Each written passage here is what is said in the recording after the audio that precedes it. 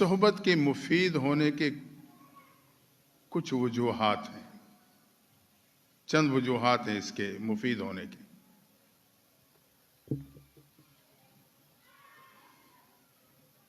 ایک فائدہ تو یہ ہے،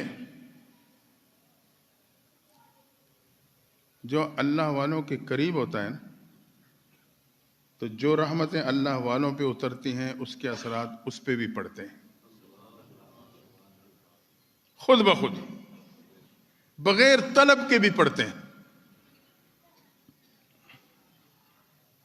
حضرت قاسم نانوتوی رحمۃ اللہ تعالی کے بارے میں آتا ہے، سخت گرمی کا موسم ہے،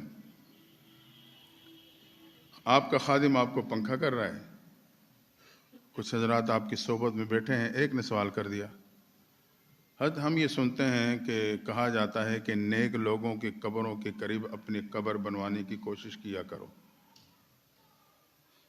تو سمجھ نہیں آ رہی، ان پہ اگر ان کی اپنی قبر، ہمارے دفن ہونے والے کی دوسرے کی اپنی قبر، اس سے کیا فائدہ پہنچ سکتا ہے؟ حضرت قاسم نانوتوی رحمۃ اللہ نے اسے جواب نہیں دیا۔ پنکھے کرنے والے خادم سے پوچھا، بھئی آپ یہ پنکھا کس کو کر رہا ہو؟ حضرت آپ کو کر رہا ہوں۔ ساتھ بیٹھے ہوئے قریب جو بیٹھے تھے ان سے پوچھا، بھئی یہ ہوا آپ کو آ رہی ہے؟ انہوں نے کہا حضرت ہمیں بھی آ رہی ہے۔ آپ نے پھر اسے کہا، دیکھو آپ کے سوال کا جواب آ گیا، یہ پنکھا مجھے کر رہا ہے لیکن ساتھ والوں کو بھی اس کے اثرات پہنچ رہے ہیں۔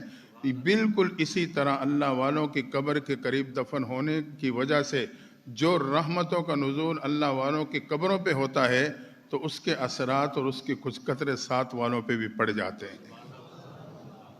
تو نیک صحبت کی یہ برکات ہیں، بغیر طلب بھی اس کا حصہ نصیب ہو جاتا ہے۔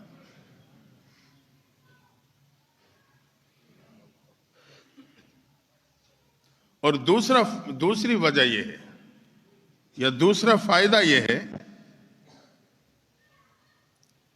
کہ اللہ والوں کے قریب ہونے کی وجہ سے، ان کی صحبت کی وجہ سے، ان کی زبان مبارک سے نکلتے ہوئے جو کلمات اور ملفوظات ہیں وہ براہ راست ان سالک کی زندگی پہ اثر انداز ہوتے ہیں۔ وہ ملفوظات اثر انداز ہو جاتے ہیں، وہ دل پہ دستک دیتے ہیں، اس کے اثرات زندگی میں پڑ جاتے ہیں۔ اور تیسری بات یہ کہ ان کی دعائیں کام کر جاتی ہیں۔ جب ان کی صحبت میں آئیں گے، مجلس میں آئیں گے تو دعائیں بھی ہوں گی نا، ان کی دعائیں کام کر جائیں گی ہمارے حق میں۔